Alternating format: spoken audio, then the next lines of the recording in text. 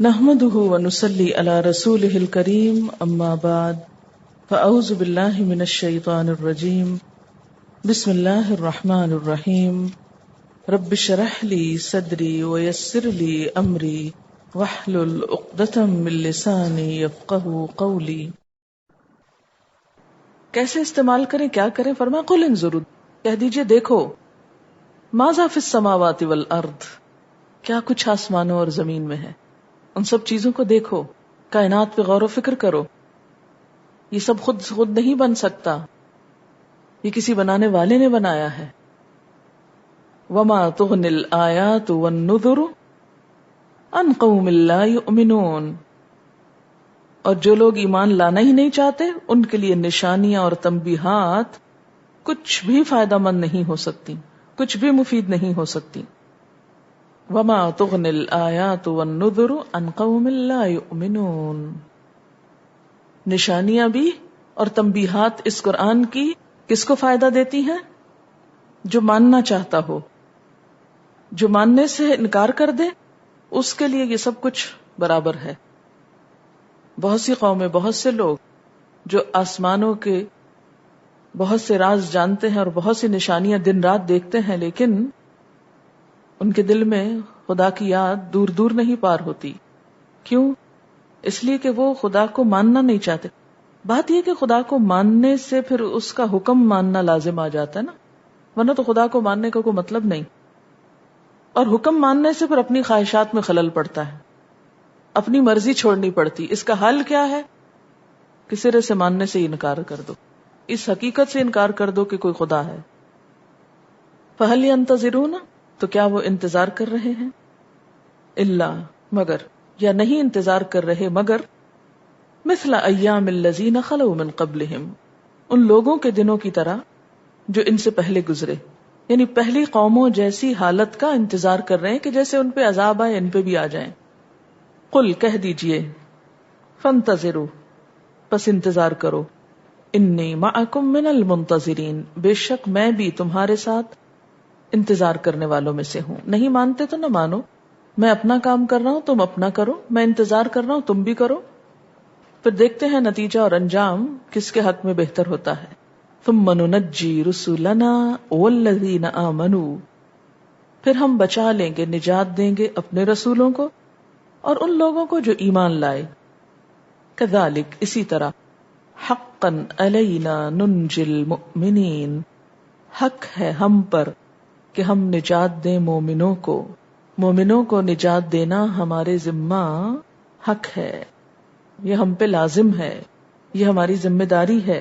قل یا ایھا الناس، کہہ دیجئے اے لوگو، ان کنتم فی شک من دینی، اگر تم میرے دین کے بارے میں کسی شک میں مبتلا ہو.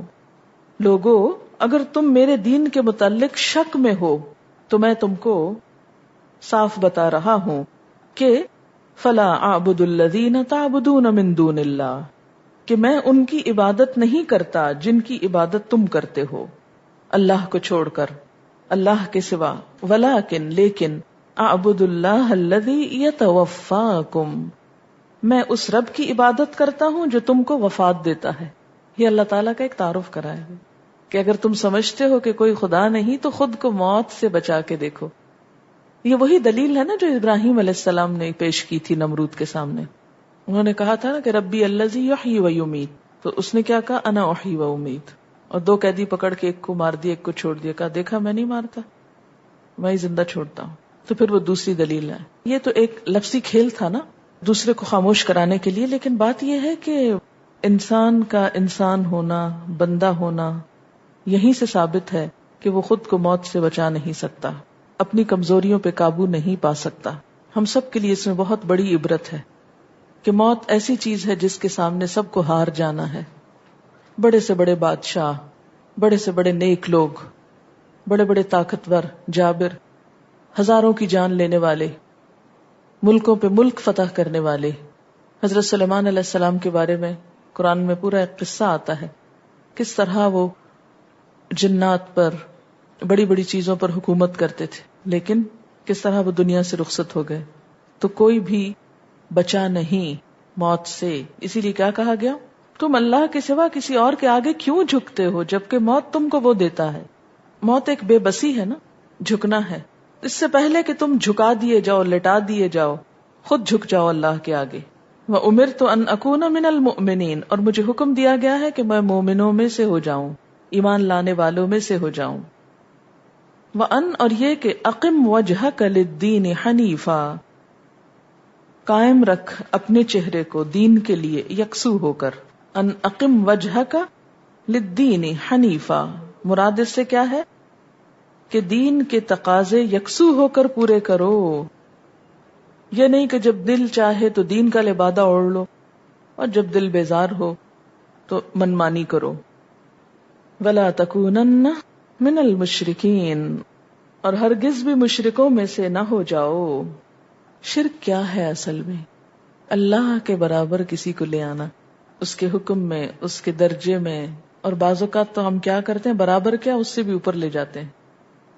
اللہ کا حکم ایک طرف ہے رہے، دوسری طرف اپنے دل کی مرضی ہے یا لوگوں کی مرضی ہے، وہ اللہ کی مرضی سے بھی اوپر لے آتے ہیں.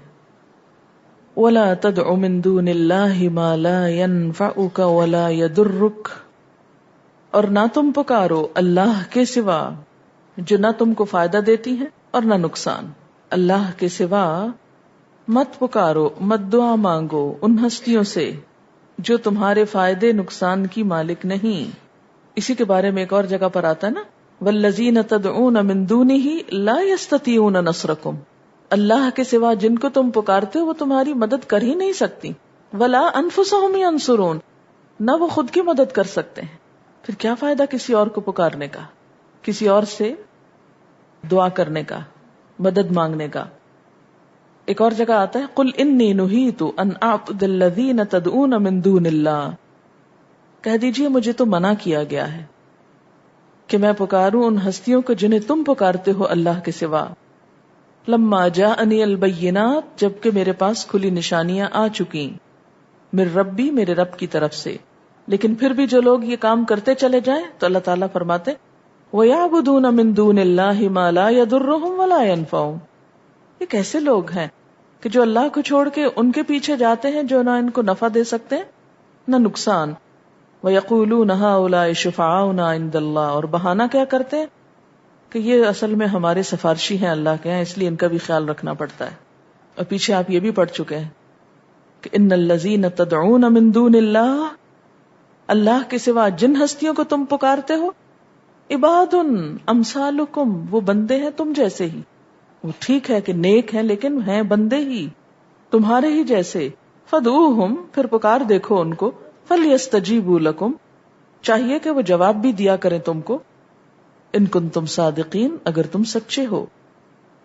اور اگر نہ باز آئے کوئی تو فرمایا ومن اضل، کون بڑا گمراہ ہے، ممن، اس سے بڑھ کر جو، یدعو من دون اللہ، اللہ کے سوا اس کو پکارتا ہے، من لا یستجیب لہ الی یوم القیامہ، جو اس کو قیامت کے دن تک جواب نہیں دے سکتا. وہم عن دعائہم غافلون، اور وہ ان کی دعاؤں سے بالکل بے خبر ہیں. یعنی لوگ جن کی قبروں پہ جا کے ان کو پکارتے ہیں تو قبر والے اپنے پکارنے والوں کی پکار سے بھی غافل ہیں. وَإِذَا حُشِرَ النَّاسُ، اور جب لوگ اکٹھے کیے جائیں گے، كَانُوا لَهُمْ أَعْدَاءَ، وہ ان کے دشمن ہو جائیں گے. وَكَانُوا بِعِبَادَتِهِمْ كَافِرِينَ، اور وہ ان کی عبادت، پکار، سب چیز کا انکار کر دیں گے کہ ہم تو ریکمینڈ ہی نہیں کرتے تھے کہ ہم کو کوئی پکارے.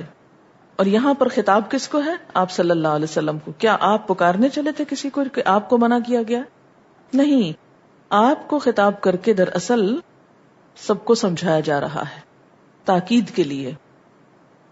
جیسے بیٹی کو سنا کے بہو کو سمجھایا جاتا ہے، تو اسی طرح آپ صلی اللہ علیہ وسلم جو اللہ تعالیٰ کی محبوب ترین ہستی ہیں، ان کو خطاب کر کے ہم سب کو سنایا جا رہا ہے.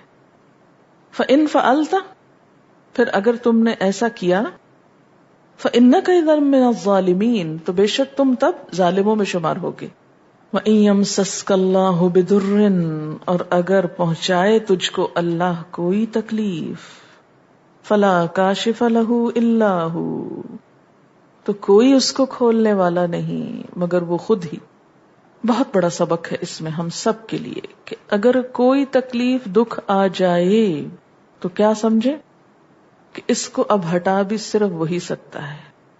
یہ عقیدہ انسان کے اندر کیا پختگی لاتا ہے کہ انسان پھر اللہ سے نہ مایوس ہوتا ہے نہ اسے چھوڑ کر کسی اور کی طرف جاتا ہے. اور شیطان ایسے ہی موقع پر انسان کو اچک لیتا ہے کہ اس کے دل میں یہ خیال ڈالتا ہے کہ چلو فلاں کے در پر، چلو فلاں کو پکارو، وہ مشکلیں آسان کر دے گا. لیکن اللہ کے سوا کوئی نہیں. وَإِن يَمْسَسْكَ اللَّهُ بِضُرٍّ فَلَا كَاشِفَ لَهُ. کاشف کا مطلب کیا ہے؟ کھولنے والا، اور کشا کا مطلب بھی کھولنے والا ہوتا ہے. کوئی نہیں کھول سکتا لہو اس کو، یعنی اس مشکل کو، اس گرہ کو، اللہ مگر وہ خود ہی. وَإِن يُرِدْكَ بِخَيْرٍ، اور اگر وہ تیرے ساتھ بھلائی کا ارادہ کر لے، فَلَا رَادَّ لِفَضْلِهِ، تو اس کے فضل کو بھی کوئی پھیر نہیں سکتا. کتنا پرسکون کر دیتا ہے یہ احساس انسان کو کہ دکھ بھی اسی کی مرضی سے ٹلے گا، اور اگر اس نے میری قسمت میں کوئی بھلائی، کوئی خیر، کوئی نعمت، کوئی نیکی، کوئی چیز لکھ رکھی ہے تو کوئی اس کو چھین کے نہیں لے جا سکتا. یہ چیز انسان کو بہت باوقار اور باسمجھ بنا دیتی، ورنہ انسان دنیا کا کتا بن کر در در کا بھکاری ہو جاتا ہے اور ساری عزت نفس بھی جاتی رہتی ہے. یصیب بہ من یشاء، پہنچاتا ہے اس کو جسے چاہتا ہے، من عبادہ، اپنے بندوں میں سے، اپنے بندوں میں سے جس کا بھلا چاہتا ہے اس تک وہ خیر پہنچا دیتا ہے. اور اگر وہ روکے ہوئے کسی خیر کو پہنچنے نہیں دے رہا تو یہ بھی اس کی مرضی. وَهُوَ الْغَفُورُ الرَّحِيمُ، اور وہ بخشنے والا مہربان ہے. قُلْ يَا أَيُّهَا النَّاسِ، آپ کہہ دیجئے اے لوگو. کس کو کہا جا رہا ہے؟ نبی صلی اللہ علیہ وسلم کو. کیا؟ اے لوگو، اے سب لوگو. گویا آپ کا پیغام سب انسانیت کے لیے ہے. قَدْ جَاءَكُمُ الْحَقُّ، تحقیق آ چکا تمہارے پاس حق. حق آ چکا ہے. کیا مراد ہے حق سے؟ قرآن، دین اسلام. کہاں سے آیا ہے؟ من ربکم، تمہارے رب کی طرف سے آیا ہے. فمن اہتدی، جس نے ہدایت پائی، فانما یہتدی لنفسہ، تو گویا وہ اپنے لیے ہی ہدایت پائے گا. جس نے ہدایت کا راستہ اختیار کیا، جس نے اس دین کو اپنا لیا، اس نے اپنا ہی بھلا کیا. کیا بھلا؟ قیامت کے دن کے عذاب سے بچ جائے گا. ومن دل، اور جو بھٹکا، جو رستہ گم کر بیٹھا، فانما یدل علیہا، تو اس کے بھٹکنے کی ذمہ داری خود اس کے اپنے اوپر ہے. وما انا علیکم بوکیل، اور میں تم پر کارساز نہیں ہوں، یعنی مجھے یہ ذمہ داری نہیں دی گئی کہ ہر حال میں زبردستی تم کو مسلمان بنا کے چھوڑوں. واتبع، میرا کام کیا ہے؟ پیروی کروں.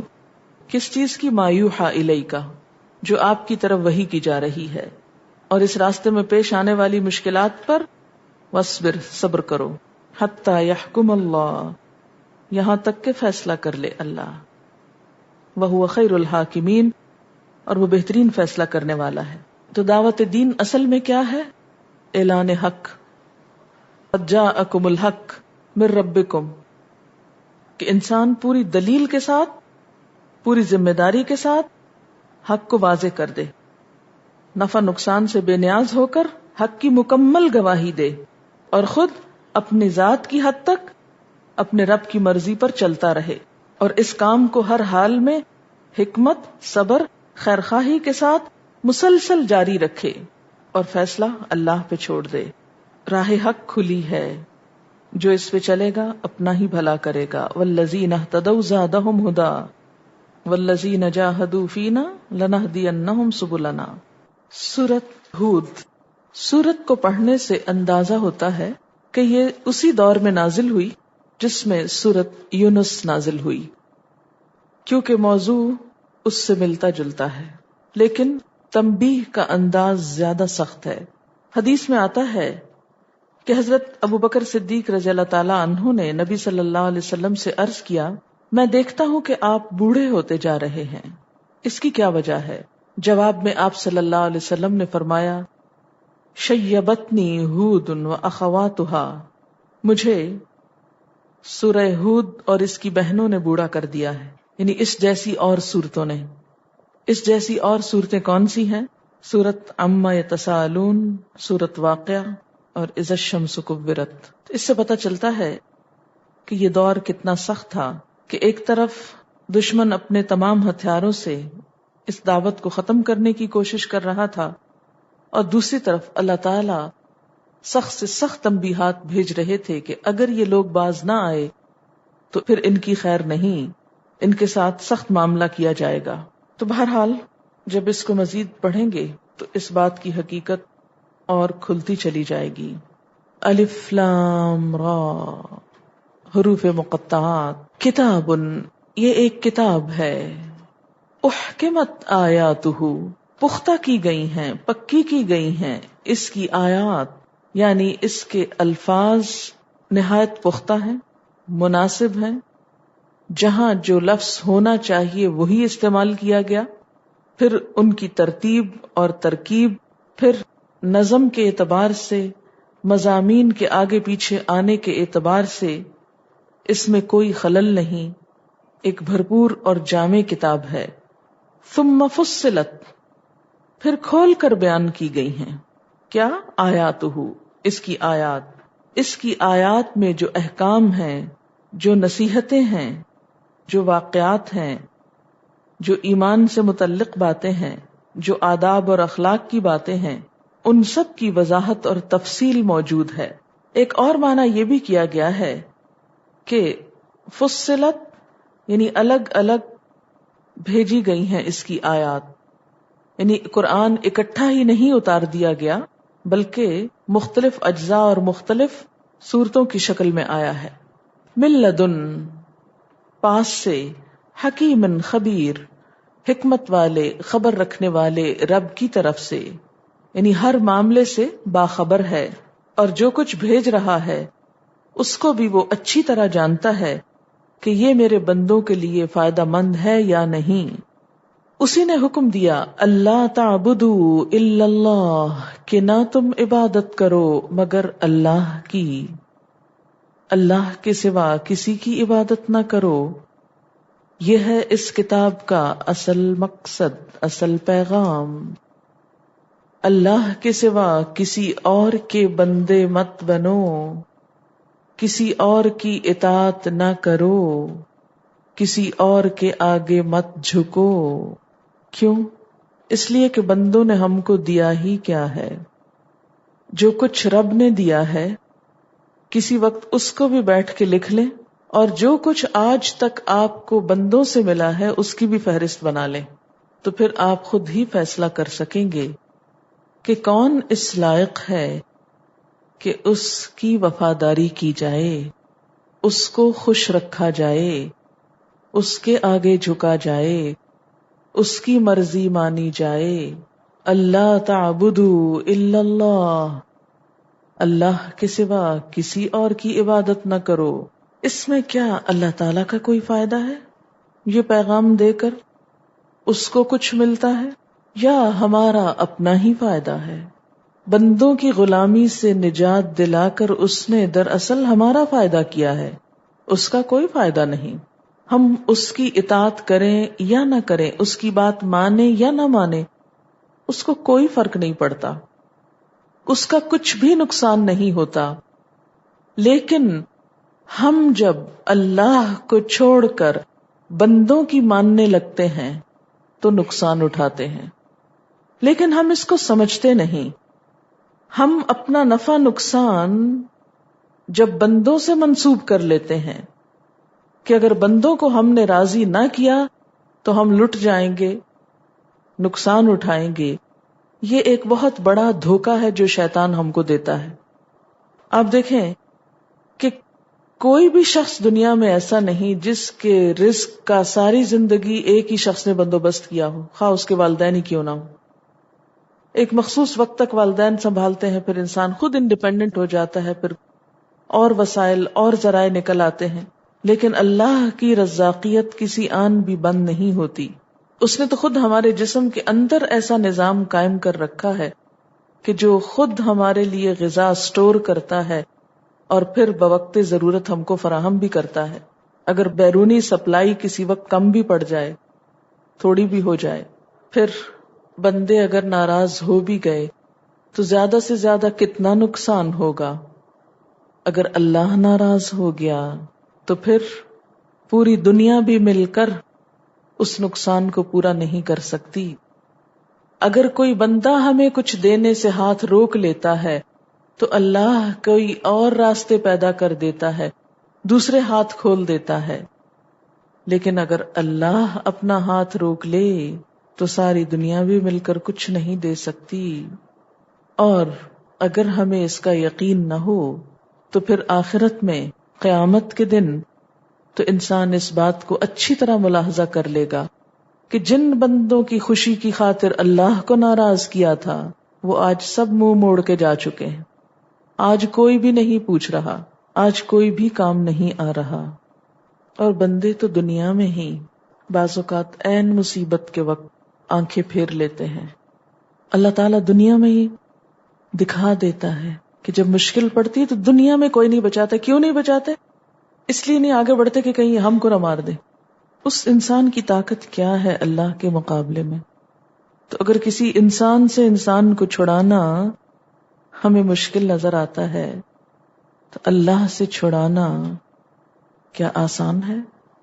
انسان بندوں کو خوش کرتے کرتے دنیا سے رخصت ہو جاتا ہے، لیکن جس رب کے پاس جاتا ہے اس کے پاس بھی کوئی ٹھکانہ نہیں ملتا، کیونکہ اس کو تو کبھی راضی کیا ہی نہیں تھا. نہ خدا ہی ملا، نہ وصال صنم، نہ ادھر کے رہے نہ ادھر کے رہے، کچھ بھی حاصل نہ ہوا.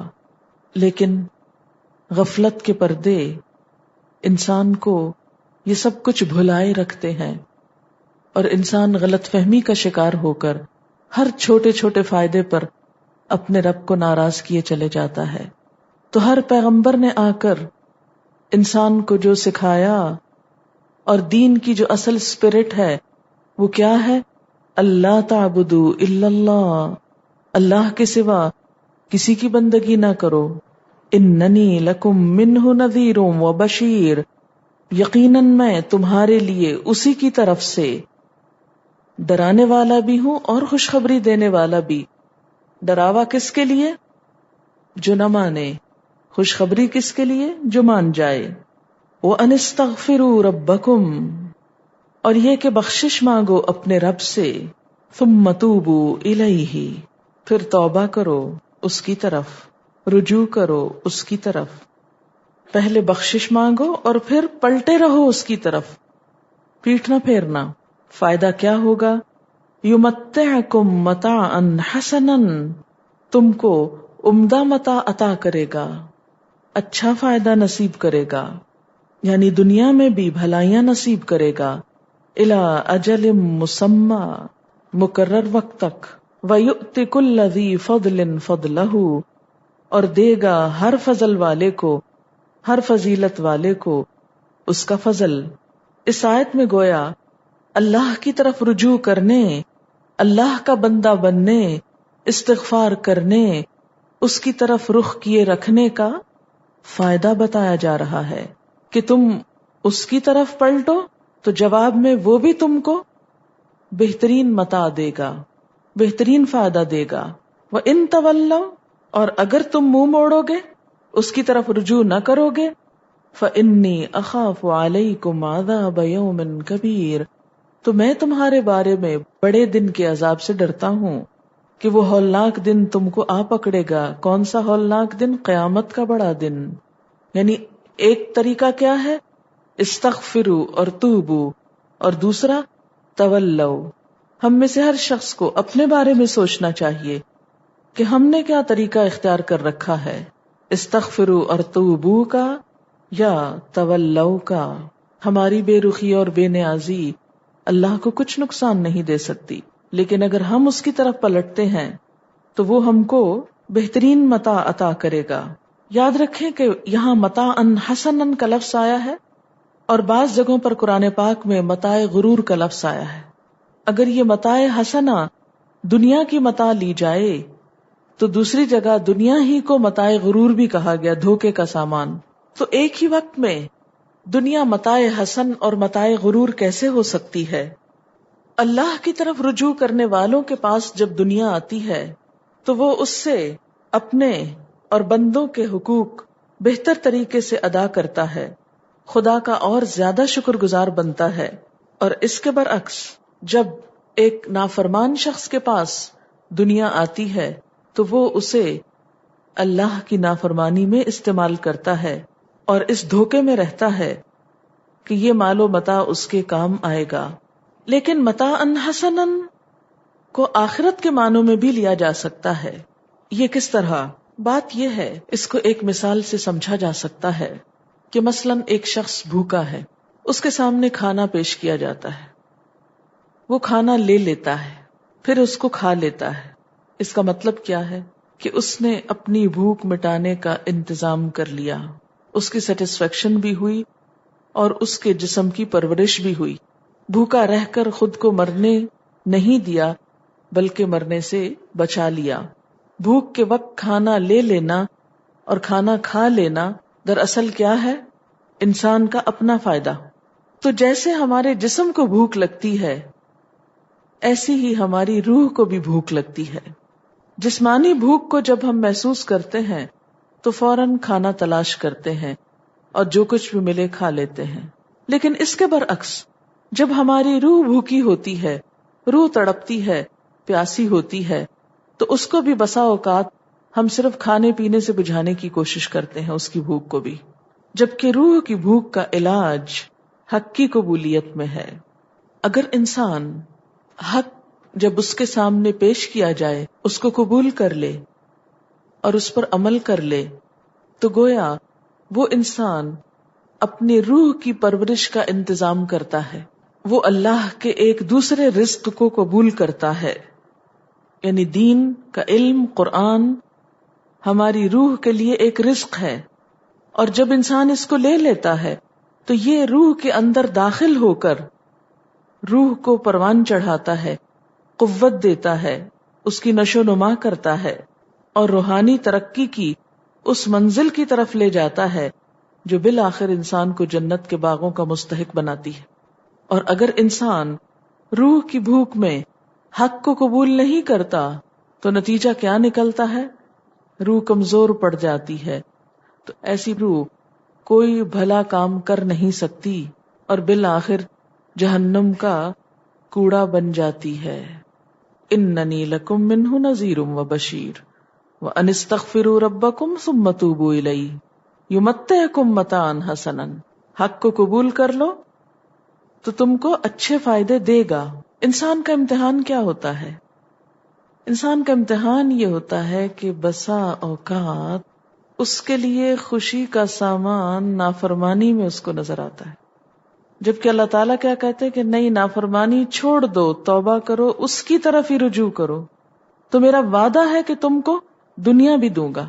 لیکن انسان کیا سمجھتا ہے کہ وہ وعدہ تو پتہ نہیں پورا ہوتا ہے یا نہیں، اس وقت جو کچھ ہاتھ میں ہے اسے نہ جانے دوں. کیونکہ ہماری مشکل یہ ہے کہ جو ہمارے ہاتھ میں ہے اس پہ بھروسہ زیادہ ہے اور جو اللہ کے ہاتھ میں ہے اس پہ بھروسہ کم ہے. تو جو شخص منہ موڑ جائے، اللہ کے دین سے پھر جائے، پھر وہ اپنے آپ کو خود ہلاکت میں مبتلا کرنے والا ہے. الی اللہ مرجعکم، تم سب کی واپسی اللہ کی طرف ہے، تم سب کو اللہ کی طرف پلٹنا ہے.